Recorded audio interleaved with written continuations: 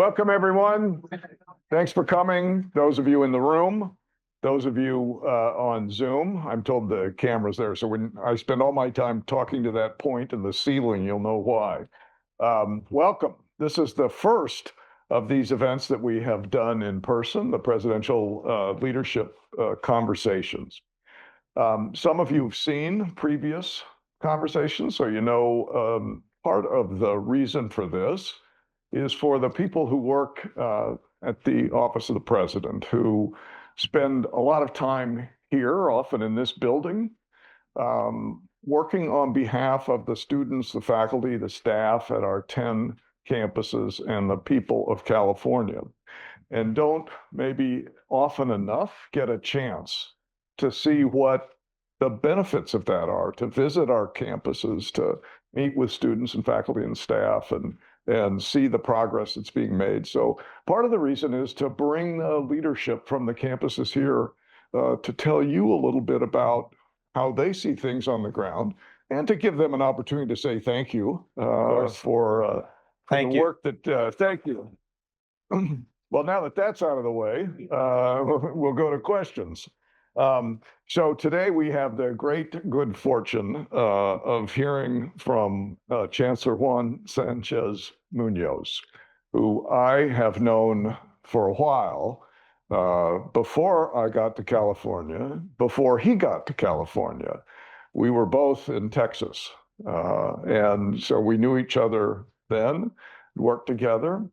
A little secret, only in this small group of like 700 people that includes her, I tried to get him to come back to Texas at one point, unsuccessfully, which I'm really happy about now.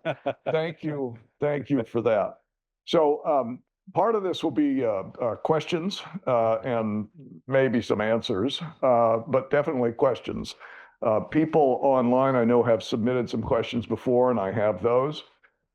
People in the room will have a chance to write them on cards, and they'll hand them to me. And that way, if Jenny asks a question that I don't want to respond to or have Juan respond to, I will ignore it. Okay.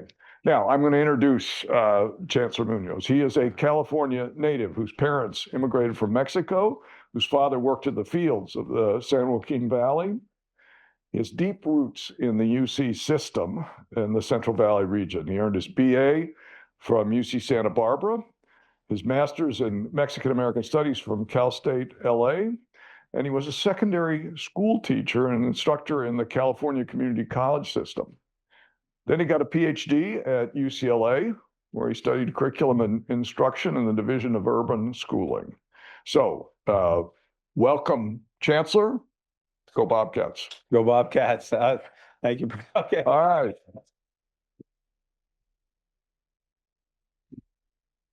So your story, just from the part I went through, is a pretty inspiring one, I think, for Californians in general, people from the Central Valley.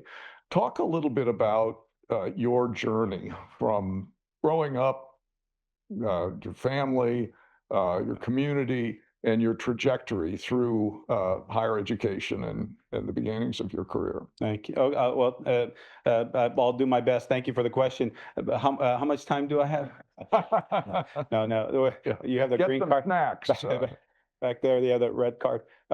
Thank you. First of all, let me just again thank everyone for the opportunity, you, President Milliken, for this platform to talk a little bit about the university and the University of California at Merced. I want to just take a moment of privilege and thank all of you that have taken the time to come here. Thank you. And I want to thank members of my team. I see Dr. Armadillo and Mr. Klotzbier and others, and thank you for all that you do. And former Chancellor Brostrom as well. Thank you for, okay. And so as you mentioned, my father came from Mexico with his brother, and he worked in the grape fields of Delano. Anyone who was in that part of the state will remember the DeGiorgio farms. This was a pre-contract, pre-water, pre-break, and so he ended up migrating south into Los Angeles, like many did, and met my mother at a very well-known Catholic church called La Placita Olvera, which is the founding street of Los Angeles, Olvera, la ciudad de Nuestra Señora de Los Ángeles Porciúncula,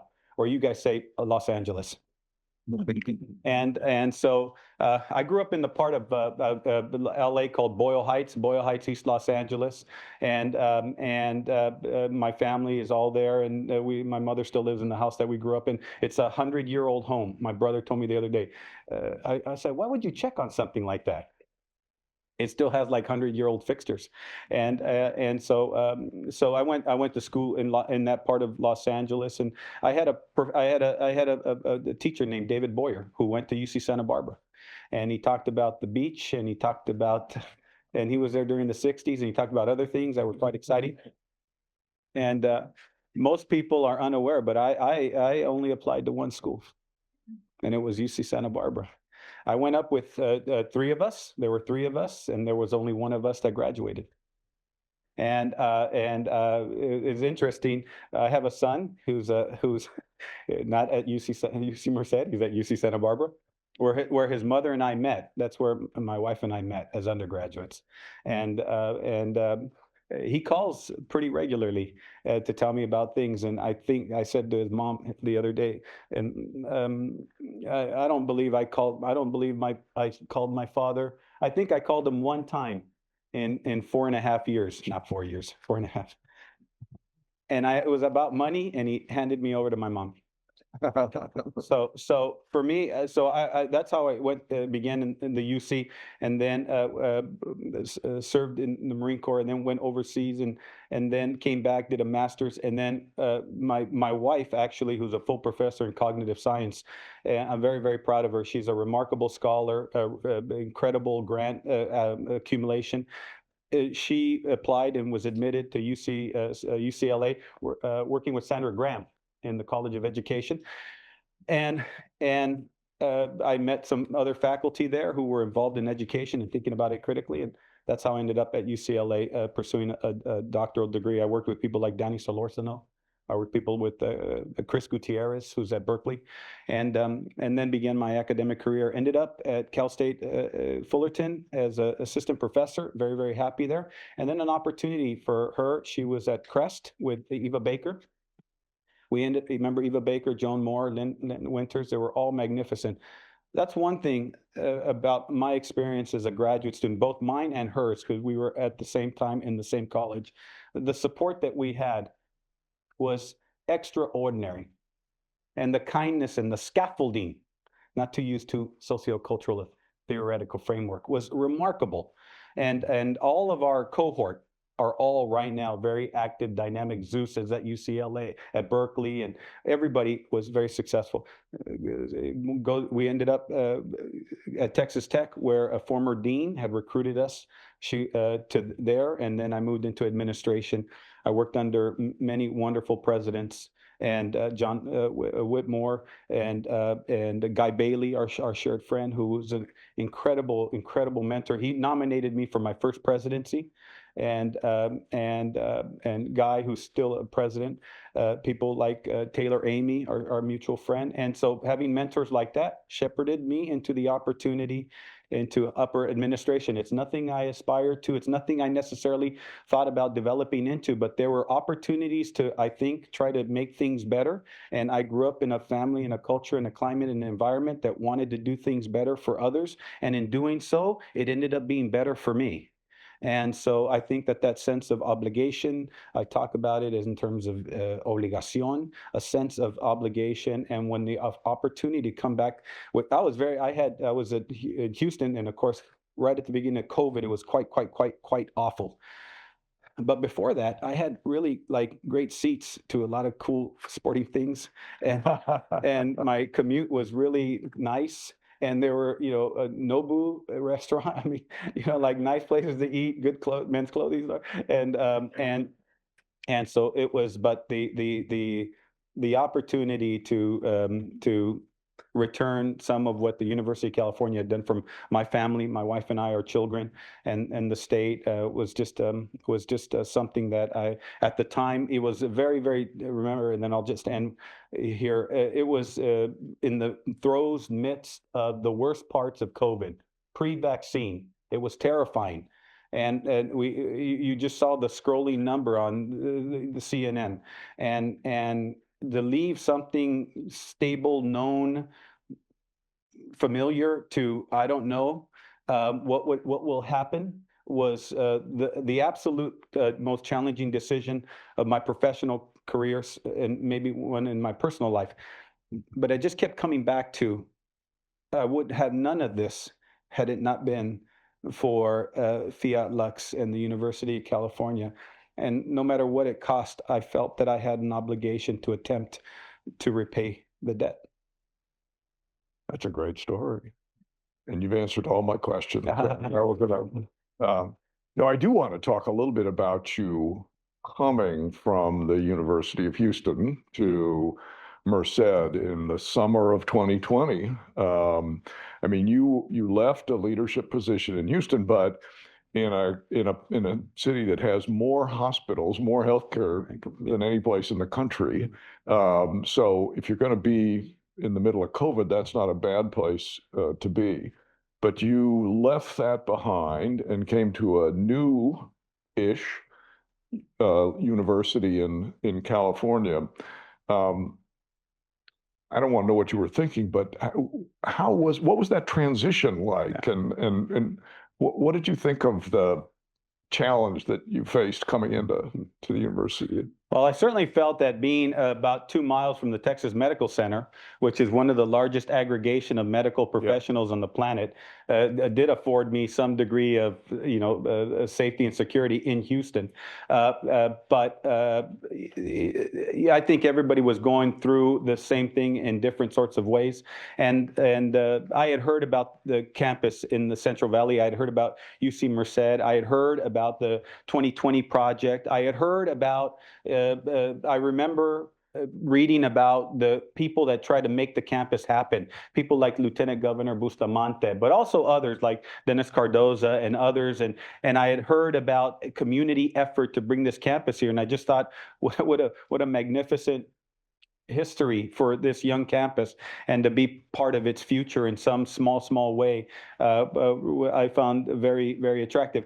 My wife, again, both of us, we had 5 degrees from the University of California, 5. She has 3, I have 2. And so to come back. And then the other thing, of course, is her parents were elderly, or still are, both of them. My mother is now 94. And at the time we thought, you start asking yourself those kinds of existential questions, and you say, if something happens, where do you want to be? And we wanted to be home in a system surrounded by the things that we think are important. And the gravitas of that was really quite irresistible. And then, of course, when we came, you'll recall, you've been to West Texas and Lubbock, in that area where I was at for many, many years. And my youngest son was actually born in Texas, in Lubbock, in West Texas. And when you go, the Central Valley, very familiar. The culture, the community, the mud in the tires, the music that comes out of the radio. And so when I felt very familiar, very comfortable, and I thought, I hope that we could all, the team, the Mr. Klotzbiers, Dr.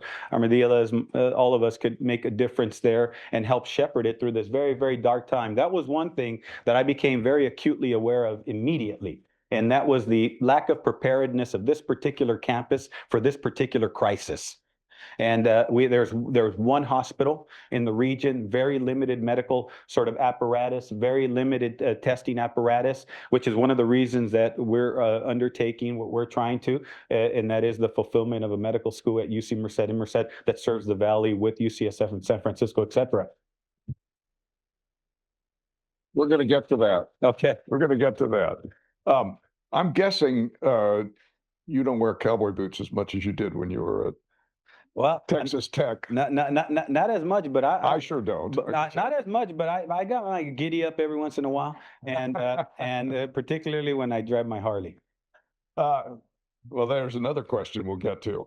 So UC Merced, just so everybody has a sense of this, and I know you do, I just am reminding myself as much as anything. I mean, I was kind of stunned when UC Merced was named an R1 university by Carnegie. I mean, no disparagement whatsoever, just how young it is. I don't know that any university has ever moved that quickly. And then to be a top 20, 25 public university recently, whatever that designation was. And then something to do that, to meet these sort of standards that people have looked to, in some cases, I think in a misguided way for a long time about the hierarchy of American higher education.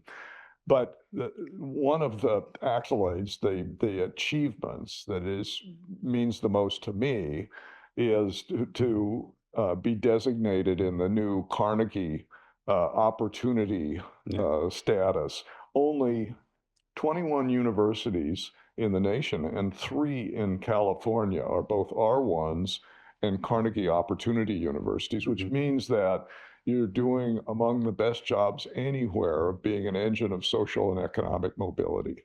So to combine that level of quality and the focus on research and with that engine of mobility is an incredible accomplishment.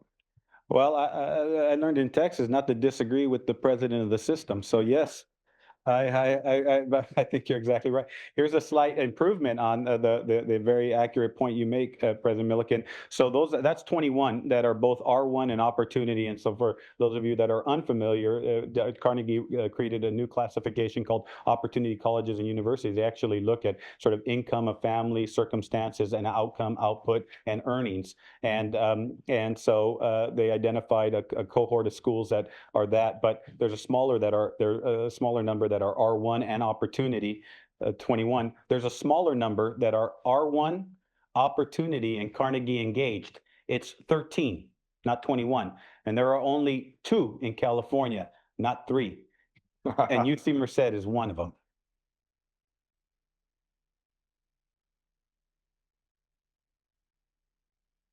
So what does it mean? You're a Californian. I've been here 8 months, so you're going to help me navigate the geography. The San Joaquin Valley, what does it mean to be a university in the valley, and how do you relate to the agricultural environment around, the population there, et cetera? What's that special location in California mean to the university and vice versa? Well, President Milliken, for a great deal of time, that sort of geography, sort of from if you're from the state, they call it the Grapevine, or Tejon Pass, sort of just to pass Stockton, did not have the benefit of a UC campus. It was the largest sort of area that did not benefit from a UC campus. And so for the valley, a point that I made, in fact, I made it yesterday to the Fresno Rotary. So they were all sitting there like this. Should have been in Fresno, no. Which was one of the sites, Fresno, Madera, and Merced. And we talk about being, not just in the valley, but of the valley. And so, for example, I think it's important to note that this fall 25, we had the largest percentage of our incoming students ever from the San Joaquin Valley, 40%. And we've made some active efforts to create these automatic admission programs for schools from the valley. But our team are also visiting these schools. Many of you are familiar with the Resnicks, Stuart and Linda Resnicks. They have the wonderful company. They also have schools, including the wonderful Scholars. And they were visiting our campus, and they are from a part of the valley that had been underserved academically by higher ed. And I'll remind you that before UC Merced, there was great concern about the educational attainment in general of those from the valley. And so the point of a UC, I think, and certainly UC Merced in the valley, was to be a catalyst for change, prosperity, and a hopeful future. And I think being part of the valley is to deliver that message. The week before, I was at the VA in Clovis talking to veterans and those who serve veterans medically, and telling them about the students. Our current student body president, Manar Ahmed, is from Clovis East. And so we want to be the UC of the valley, and there's a great deal of need. And there's a great deal of capacity in the valley. You have remarkable people, remarkable families, remarkable professionals, and they want to see the valley thrive in a way that other parts of the state have done so. And we want to be an instrument for that kind of success and prosperity. I hope that they feel that we are, and we are trying to, and with the support of the Office of the President and all of you, and of course my team, I think that we'll continue to do that. But I will tell you, and just in closing, I think sometimes you've got to wear your boots to some of these parts of the valley. And yesterday morning, or very early, I spoke to the realtors of Merced, and they had a photograph. In my previous life, I judged barbecue. Hey, I brought my smoker from Texas. I had it made in San Sabine, Texas. And so they had a photograph, and I'm wearing a cowboy hat. And I told them it's not a prop. Okay, it's got some mileage. And so I think it resonates. It resonates. There's a very wonderful man, Jim Cunningham. The Cunninghams are very prominent in the history of Merced, and he invited us to a barbecue, and I took a picture. It was a little creek. Okay, depending where you're at, and I sent it to a friend in Texas, and he said, "Hey, I know that creek. Are you out by Ida? No, I'm not out by Ida." He goes, "Kerrville. I know that creek. That's in Kerrville." I said, "No, that's not in Kerrville." He goes, "Are you outside of Killeen?" I go, "No, I'm not outside of Killeen, man. This is California." These are all Texas These are towns, all by Texas. the way. I go, "No, this is California." He goes, "Where's that outside of? Is that outside of So it was interesting because I think in the Valley they are very keenly aware of their culture and their sense of identity, their contribution to the past, and their relevance to the future. And that's what we want to be, is an institution of ideas that recognizes their contribution in the past and gives them a pathway to remain relevant and impactful in the future. My guess is that, not knowing enough about it, but my guess is that one of the traits or characteristics of the Valley, as a lot of similar areas across the country in Texas and other places we've been, would be underserved medically. And so tell us a little bit about how that's going to change with medical education and clinical operations from Merced. I would say I will tell you, I don't know of anything more transformational that the institution can be part of than helping to build up, bolster the medical apparatus of service in the San Joaquin Valley in the way that UC has done in so many other places with such excellence. There's no doubt whether it's the Inland Empire where UC Riverside is serving, or the San Joaquin Valley, we are grossly medically underserved. I've met with people that have waited months to see a physician. I've had people on my own cabinet that have had to go to Stanford for life-saving care. Life-saving care. They can't have it. They can't see it. I happen to serve on the community advisory board for the local hospital. There's only one, and the ER is overwhelmed daily. If the capacity is 50, 60, the average attendance, the census is 270. It's just overwhelmed. And so it's the number one question I get. And you'll forgive me for how I'm going to express this, but I want you to appreciate sort of the honesty and sincerity of how I get the question and the urgency. When are the doctors coming? I say, well, it's not like, Tang. You just don't, and stir and you have a doctor. It takes a long time, but it's a question I get every week because people understand with great desperation that they can't see an ENT, that they can't see a cardiologist or even a general practitioner, a family doctor. So it's something that we're keenly, acutely aware of. The medical building is there's no wood, is on schedule and on budget at the moment, and we're very, very excited. It's really remarkable. It's really impressive to see. We're continuing to work with our partners at UCSF. Chancellor Hoggood has been magnificent. Talmadge King, Catherine Lucy, all have been fantastic. Our colleagues, Dr. Barat Sanchez in Fresno, have been exceptional. And there's just such deep sense of urgency. I will tell you, because because we've been talking about this sort of effort for a number of years now. This fall, again, knock on, there must be wood in the structure somewhere. It's got to get way down on the Yeah, lake right. there. We will be teaching the F1, the first cohort of our medical students, fall of 27. And all of those students are from the Valley. How many? How many in the first group? Well, interesting question, President Milliken. We had funding for 12. We overshot. And we invited 15. There, we hope for 15. With the appropriate funding, we could, of course, increase that. But the idea. So these are, remember, these are former President Drake was instrumental in the Prime program. So this is the Prime Plus program. These are students that were provisionally admitted into medical school as freshmen in a baccalaureate program.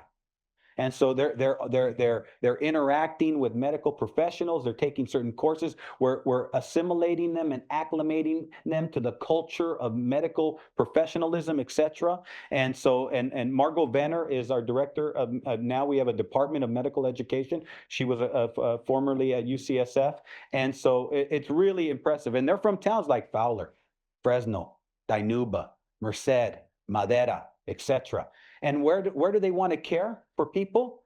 Dinuba, Fowler, Madera. Yeah. And so it's very, very exciting. And I think it's going to be one of the most important, impactful, and lasting legacies of the University of California in that part of our state. So were they all Merced students, or were they students, undergraduates at different places? No. So these would be students that are applying as undergraduates to UC Merced and have a separate admission vetting process conducted ultimately by UCSF. Right. And so they're provisionally admitted, right? And they have to maintain a certain GPA. They must participate in programs, academic enhancement activities, et cetera, like that. And then as long as they remain in good standing, they don't take the MCAT. They begin school. That's right. Wow. That's right. That's so, there's paradigm and then there's paradigmatic shift. But this is so important because especially now, as we are having people challenge characteristics of incoming classes in medical school, for instance, zip code being one, as a proxy or an inappropriate characteristic to evaluate. But we know for decades and decades of research and experience that people who are the best way to get a doctor in a particular area is to recruit people from that area who want to live there, who want to go back there, who want to contribute, or were undergraduates there. So, I mean, we did this program 30 years ago in rural Nebraska for exactly the same reasons that you're doing it at Merced. It works. I'm sorry it took us 30 years to emulate what you did in Nebraska. It's a very advanced place. We're hoping that it will be just as successful. And again, you're exactly right, President Milliken. Service on the board of the local hospital, I hear of the challenges that the hospital have. We have a hospital just south of us, Madera, that has had some challenges, and recruiting people to this is from Miami, from Chicago, from Los Angeles, from New England. It's challenging, but when you're recruiting them from 15 minutes from where they grew up, it's not recruitment. They're just coming home. And what we want is for that kind of longevity of service as well, right? And then, of course, being part of the University of California, I will tell you this, just in closing, I am also regularly, and when I speak to different groups, approached by medical professionals, doctors, nurses, etc., and asked, how can I become affiliated with the University of California Merced medical effort? How can I want to be a part of this? How can I be a proctor, or how can I teach? And so there's great interest from other professionals in the region to be part of this. And of course, we also want to eventually bring nursing, a 2+2. I did that at UH downtown with Houston Community College. They paid for the building, terrific. And we provided the faculty, and we did a 2+2 and was recognized by the coordinating board for its efficiency and its cost. So working on nursing and then other allied allied health areas, and then pharmacy and other programs as well, and to develop an entire sort of network, a tapestry, if you will, of medical services and excellence for this part of California. What's the best kept secret about UC Merced? What you would want people to know about that you don't think they do? I would refer back to your point of the institution achieving R1 in the time that it did, the caliber of our faculty. I don't believe that people appreciate the remarkable excellence of the we have a very high percentage of ladder rank faculty that are NSF Career Award recipients, very high, maybe the highest. I'm pretty sure it's the highest, by the way. And we have extraordinary faculty. We've doubled our NSF HERD funding, reported research dollars, remarkable faculty, remarkable facilities, incredibly ambitious, talented students, and helping to promulgate that opportunity and excellence and that culture of access, excellence, and impact is, I think, a secret that I would like to disabuse ourselves of. So actually, we both got a question online. Terrific. So I'm going to let you go first and then see if there's anything I need to say after that. But somebody in the audience said that you had recently been in Washington, and they knew you had recently been in Sacramento as well. So curious about both what your messages are when you're in the nation's capital and the state's capital, and what you're hearing back from the elected officials or others there. Oh, terrific. I'm happy to answer the question. I was about 2 weeks ago, met with, not with staff, with actual members, several, 3 or 4 Congress people. I met with both Senator Schiff and Senator Padilla. And what I tell them, UC Merced is one of the University of California campuses. Its standard is singularly of excellence and of access and of opportunity and of transformation and of prosperity. And I tell them we have 60% of our students are Pell, 60%. And I tell them, I remember not too long ago when we were talking about, I'm on the board of the ACE, American Council of Education, when we were talking about doubling the Pell. Now we're talking about fund the Pell. 60% of our students are Pell. More than 50%. 65% are first in their families to consider higher education. So what I say to them is, if you believe in opportunity, if you believe that the land of opportunity, then these are young people that are deserving of your support. They come from modest circumstances, not modest ambitions, and that they're the first in their family to attempt this.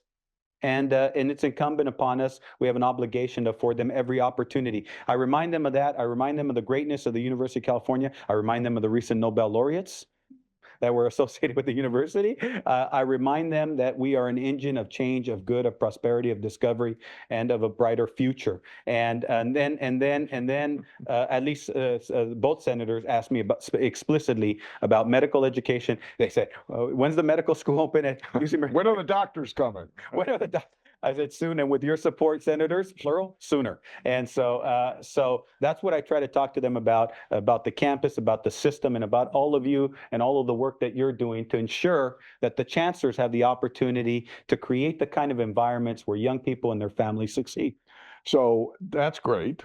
And those are great messages that would in most times resonate on both sides of the aisle. Right.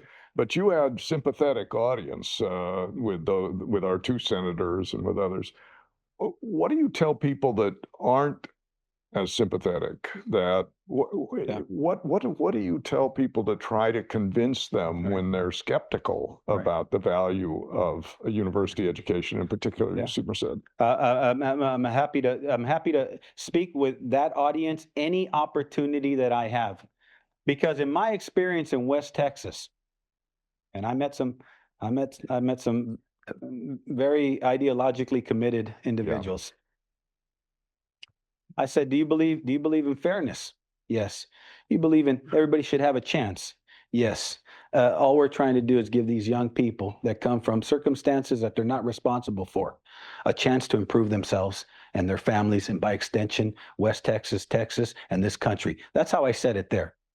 So I say the same thing. Do you believe in opportunity? Yes. Do you believe in fairness? Yes. Do you believe that because someone was born poor or didn't have somebody in their family that went to college? The combined education of my parents combined multiplied by 10 is still 0. They never saw the inside of a classroom. My mother taught herself to read, reading the Bible. It's a very familiar story. So I say to those, do you believe in our country? Do you believe in opportunity? Do you believe in fairness? Then give us the chance to give them a fair opportunity to exercise their full intellectual wherewithal or not. But don't decide for them. And do you convince them? Well, I'm not sure. I'd say I'm not sure that I convince them, but I give them plenty to think about. Okay. All right. Good. That's what we can ask. There are a lot of people watching, either here or on screen, who are at a point in their career, and they have ambition. They're interested. Person who wrote this card, interested in the best advice you got in your career, and what advice you would give someone earlier in their career than you. Mm-hmm. I've really been fortunate, and I've served under a number of presidents, provosts, chancellors of systems. I've received tremendous support, advice, and mentorship. One who I'm thinking of said, "It's okay to be right. You just don't have to be right all the time." And earlier in my career, I think I underestimated the importance of listening. I had seen administrators move into action, and it seemed like acting was preferable to passivity. But when you've been in these roles for a period of time, you begin to see that you can't solve it almost ever by yourself, and you need others to activate their own instincts, genius, talent. I learned this during Hurricane Harvey. About 5 months after I assumed that presidency, the city was underwater. It was the equivalent in damage to Katrina. It was just about 125 billion in damage. And I in West Texas, it rains, twice a year. And so I had never seen this kind of inundation.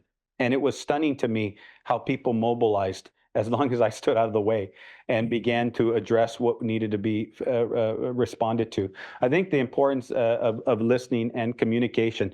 Our comm person at the time said, you need to put a message out every single day during this crisis at 3:00. I go, I don't have anything else to report other than it's bad. It's bad. There's still water in the elevator shafts. We still got 4 feet of water. She goes, you just message, just be consistent and let them know, and they'll begin to expect when things improve. I absolutely didn't want to do that. I wanted to report something positive. I wanted to act with something hopeful. And I complied and conceded. And after things had improved, that was the number one thing that people brought to my attention periodically, how much that they waited for that message at 3:00 every day to give them a sense of what was taking place. My best judgment at that time would have been to not have done that. And I conceded to the wisdom and judgment of her in particular, but also the comms team, and they were right and I would have been wrong. So I think at my age now, having done this, this is my second presidency, and for almost a decade, maybe just a little bit over a decade of being a president. And I would say it's okay to be right. You don't have to be right all the time, and never underestimate the wisdom of others, and be prepared to listen and take advantage of the wisdom. It's good advice. So what does UC Merced look like in 2036? Oh, 2036? Okay, because I guess the law school comes after that. No. There's nobody listening right now, and so I I think our enrollment is substantially larger. I'd like to see a different kind of research park, innovation park for the industries of the future. I'd like to. We're building. Some of you know that we're now in the NCAA Division II. Scholar athlete, and we're very excited about that. I'd like to see obviously the medical building and complementary facilities around the medical building as well, and maybe some additional housing. Something I'm very keenly. I'd like to be able to provide more of our graduate students housing on campus, as many other institutions do. And we're building a one project right now with the Merced College that's very, very exciting. Ourselves and Riverside, UC Riverside are doing something similar to bring transfer students on our campus. Our transfer numbers would also be something that is dramatically improved. And I said this earlier, for those of you that are from California, if you recall what Irvine may have looked like in 82, 83, 84, very different than today. And you see how much of a catalyst it has been for that entire region. And the medical school, the hospitals, the research park, the law school, and all of that. And I remember because I was a high school senior and we were brought out there, so I think of that kind of model as what our campus will look like and be again a greater catalyst for change. In prosperity, we just issued a report, and I'll end with this, President Milliken. We just when I arrived, we did an economic impact study. I wanted to know what we did in terms of helping the economy of the valley. And it was about $500 million across the valley, about 514 million, and about 378 million in Merced County. And we just redid it about 2 months ago. And our economic impact in Merced County is now $1 billion. And our impact in the valley is 1.4 billion. So I would say what it looks like is about a $3 billion economic engine of prosperity by 2036. I don't know if anything keeps you awake at night, but I'm interested whether anything does, and it can't be tied to finances. Oh, Or in other words, yeah. What's your biggest challenge outside of fiscal? Yeah. We have tremendous how to get the message of our campus. You know, it's interesting when the Wall Street Journal recognized UC Merced last year as the #1 school for social mobility. I happened to be at an event with the editor. And I went up to be like, oh, you know, thank you. And before I even got to say anything, she goes, "You're at Merced? Oh my God, oh, that's so amazing." And I was going to say, "Thank you, Wall Street. You're so amazing." And she said, we had to check the math twice, and you're still #1. And so everywhere I go, whether it's DC or New York or people with the amazing things that you're doing. Timothy Knowles just sent something to me recently from Carnegie. Ted Mitchell just texted me the other day about something. And sort of at our level, like in people in this room, maybe people, you're aware. What keeps me up at night is how do I get that awareness to a different level of families and students to understand that at that campus, I can receive an extraordinary education that is tremendously affordable in a safe, intimate environment where 50% of our kids do substantive undergraduate research with a high graduation rate, a high employment rate, and a low debt rate. How do I get that? So hopefully, if you all have any ideas. Good leadership in place, and we're right behind you. Let's see, what was the next thing I wanted to ask you? Somebody wrote in and said, thank you.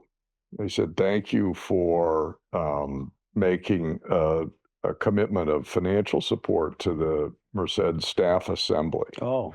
And so the question then is, why? And how do you tell us why you did that and what you think about the sharing of decision making and governance with the staff at Merced.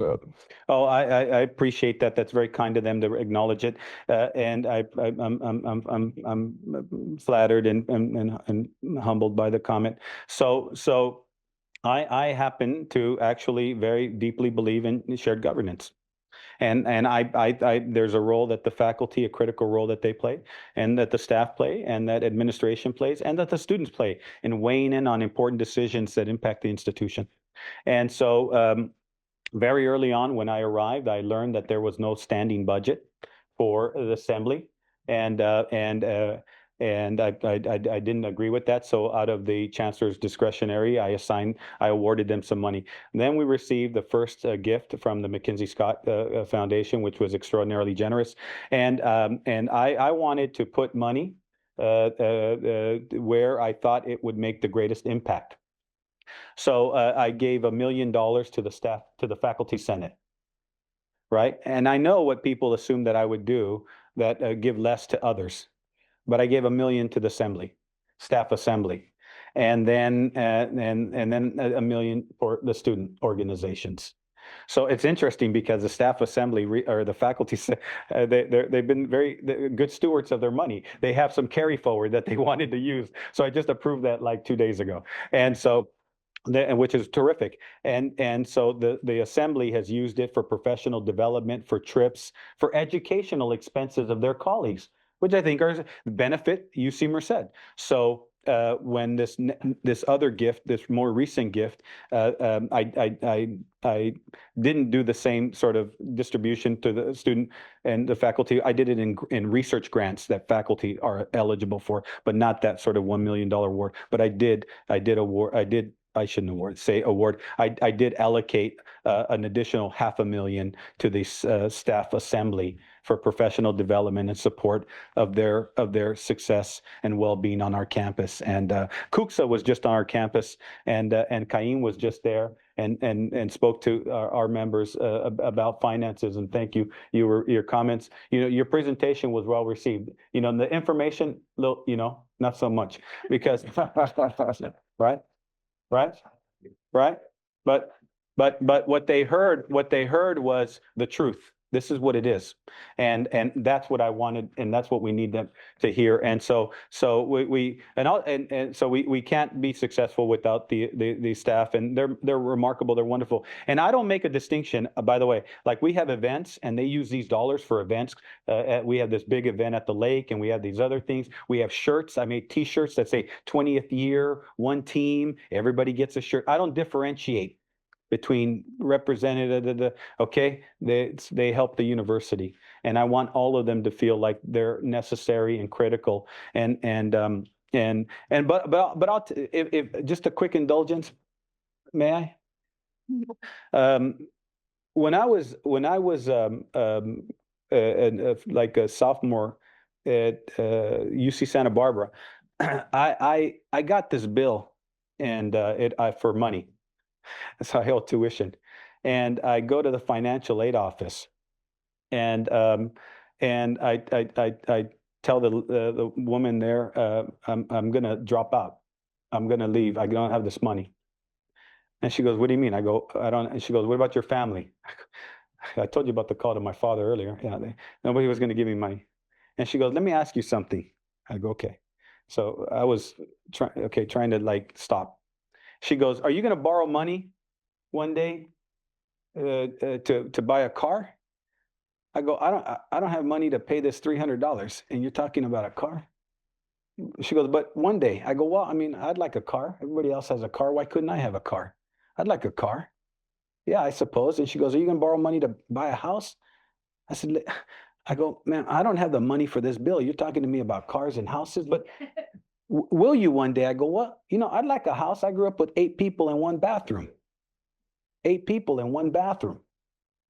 I said, "I'd like a house one day. She goes, "So you're going to borrow money to buy a car one day, and you're going to borrow money to buy a house one day, but you're not going to borrow $340 to finish this college education to let you buy a house?" And I said, "Where do I sign?" Her name was Linda, and the reason I remember that is because it translated into Spanish, Linda. And she was so kind to me. And she didn't make me feel already more inadequate and inferior than I already felt, having to admit there was no possibility of my acquiring this small amount of money. And she didn't humiliate me, and she didn't let me walk away. And that was a staff person that altered the course of my life. And so while they say thank you for that, I owe them a lot more than they owe me. What's your favorite movie? We're gonna lighten up. Yeah. Yeah. You gave him time to think now. Favorite Yeah. movie? Yeah. Well, I have a favorite movie, but it's a little bit rough. I look at I like The Godfather.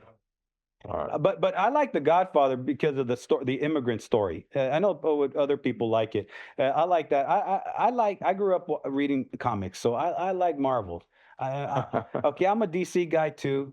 Okay, The Watchmen. I like It gives me a new idea. I don't usually ask people their favorite comic book when they're Chancellor. Oh yeah. All right. Yeah. We've got to move on here. Song. Okay. Favorite song? It's going to be in Spanish. El Rey. Book. Ooh. And Marvel and DC aren't going to cut it here.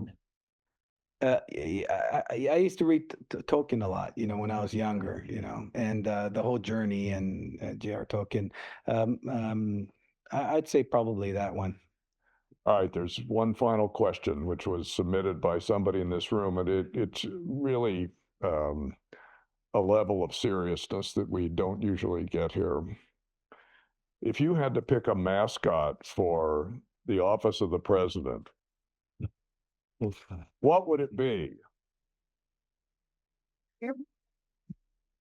Well, it shouldn't be Thanos. No. And the gauntlet of power. How about the Bobcats? I'll play safe. Yeah, we have one that we can lend you. They're called the fairy shrimp. So, yeah. If you're All right, if you're interested in that one, but we'll keep working on that. 'Cause right now, we may stick with banana slug. oh, that's a good one. All right. Thank you, everybody. Let's say thank you to Chancellor Muñoz.